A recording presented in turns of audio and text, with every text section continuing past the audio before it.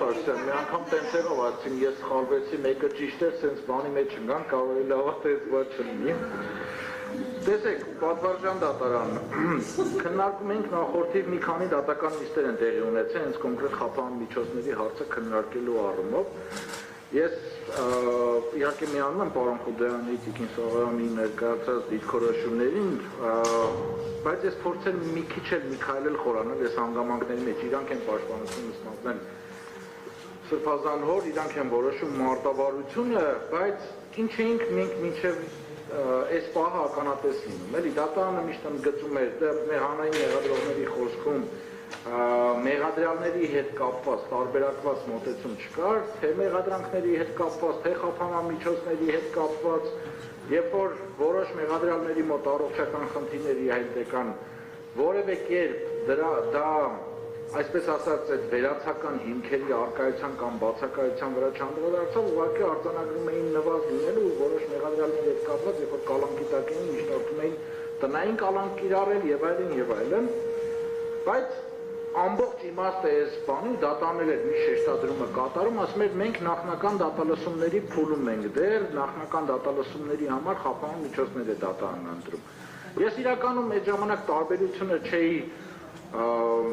ընկալում, թե նախնական դատալսումների համար, հիմնական դատալսումների համար, բայց հետո փորձեցի տրամաբանություն գտնեմ, որ դատարանի գործողություններն են էլի հետևողական պետք է լինի այդ ամեն ինչ հետ կապված, բայց երևի դատարանը սպասում է հասկանա ինչ ապացույցներ ենք հիմնական դատալսումների փուլում հետազոտելու, որպեսզի հասկանա նաև այդ ապացույցների անփոխելիության հարցը, դրանց վրա ազդեցություն ունենալու հարցը ինչպիսին է, որ այդ պահին որոշում կայացնի։ Հիմա դուք որոշել եք ծավալը, Պատվարժան դատարան, եւ այս գործի, եթե այդպես կարելի է անվանել, ապացույցների ամբողջ, գրեթե ամբողջական մասը կազմում են այդ ներքին օպերատիվ հետախուզական միջոցառումների այդ արձանագրությունները, դրանց զննության արձանագրությունները։ Հիմա պետք է հասկանանք, մեղադրյալներից որևէ մեկը հնարավորություն ունի դրանց ամբողջության, օբյեկտիվության եւ այլնի վրա ազդելու։ Դրանք զնվել են, դրանք այսպես ասած դիսկերով ձեր տրամադրության տակ են, եթե դուք հիմա արձանագրում եք, որ մեղադրյալներից ինչ որ մեկը հնարավորություն ունի դրանց վրա ազդեցություն ունենա, ուրեմն ինքներդ ձեր չեք վստահում այդ առումով։ Ձեր մոտ են գտնվում, ոնց կարող են ասենք մեղադրյալները կան, դրանք փոփոխեն, փչացնեն կամ այդ դիսկերը ոչնչացնեն։ Այսինքն չկա այդ ապացույցների էլեկտրոնային ձևով կամ թղթային ձևով գտնվող ապացույցների վրա փոփոխություն իրականացնելու որևէ հնարավորություն, Պատվարժան դատարան։ Ես գիտեմ, որ որպես դատավոր դուք ձեր աշխատանքը, ձեր մասնագիտական գործունեությունը հարգում եք ու որևիցե պարագայում թույլ չեք տա, որպեսզի այն ինչը որ ձեր տրամադրության տակ է գտնվում, դրանք փոփոխվեն կամ դրանք, չգիտեմ, մոդիֆիկացիայի ենթարկվեն։ Ունենք վկաների ցուցակ, մտածի կարող է այդ վկաների հետ կապված դատարանը մտավախություն ունի, բայց արձանագրում ենք, որ այս քրեական վարույթի նախաքննության ընթացքում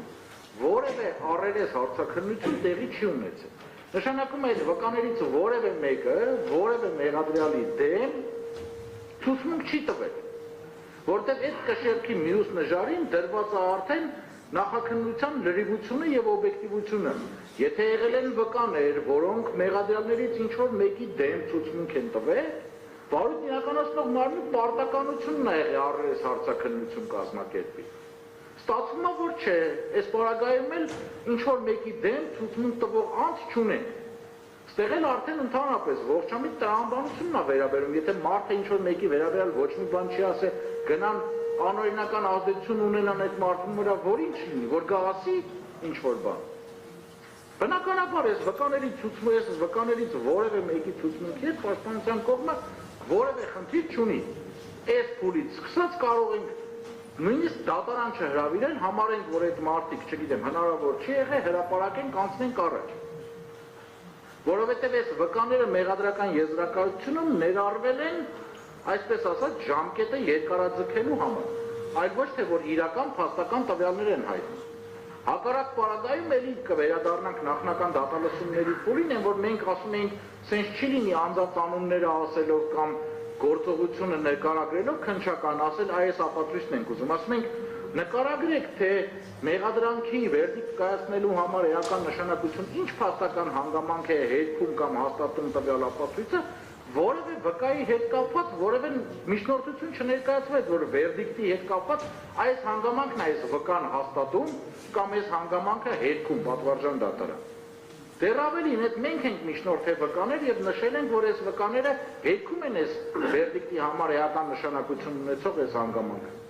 Այսինքն ստացվում է այս վկաների վրա էլ անօրինական ազդեցություն գործադրելու որևէ անհրաժեշտություն չկա։ Հիմա այդ պարագայում, երբ որ ապացույցների գերակշռող մասը էլեկտրոնային են ու գտնվում են դատարանի պահպանության ներքո, երբ որ վկաները մենք չենք լսել վերդիկտի համար էական ինչ հանգամանք են հերքում կամ հաստատում, որևէ էական հանգամանք չեն հերքում, չեն հաստատում այդ վկաները։ Եվ որ նախաքննության ընթացքում առերես հարցաքննություններ չի եղել, ինչից ակնհայտ է, որ որևէ մեկի դեմ ցուցմունք չենք տվել, պարզը դրա ենթադրությունը, դրա հետևությունը նա է, որ այս վկաների վրա էլ անօրինական ազդեցություն գործադրելու որևէ անհրաժեշտություն, տրամաբանություն, իմաստ ընդհանրապես գոյություն չունի։ Այս պարագայում այն մյուս հարցն առաջանում, ինչի են մարդիկ արգելանքի տակ։ Ուստեղ է այդ հարցը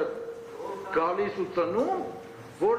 արգելանքի տակ են գտնվում ոչ թե քրեաիրավական խնդիրներ լուծելու համար, այլ քաղաքական խնդիրներ լուծելու համար։ Հիմա ձեր ձեռքում է այդ հարցը, կամ ցույց տալ, որ այդ քրեական գործը իրականում կամ որ ոչ սա քրեաիրավական խնդիրներ լուծելու համար չի, այս գործը ուղղակի օգտագործվում է քաղաքական նպատակներով, որովհետև Սրբազան հայրը երկար ժամանակ քաղաքական գործիչների մոտ ինչ-ինչ պատճառներով չէր ստացվում, այո, ստացվել է այդ մարդու մոտ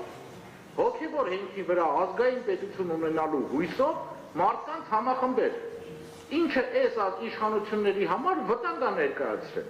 ցանկացած ազգային գաղափարից, ազգային մտքից, ազգային համախմբումից վախ ունի այս իշխանությունը։ Դուք էլ շարունակաբար կալանքի տակ պահելով Սրբազան հորը, վերջինիս զրկում եք այդ ազգային քարոզը իրականացնելու հնարավորությունից։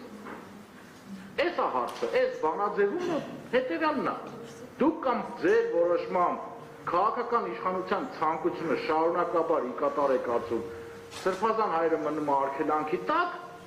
կամ փորձում ենք վերադառնալ քրեաիրավական դաշտ, ազատ են արձակվում բոլոր անձինք, եւ մենք ստեղ լուծում ենք քրեաիրավական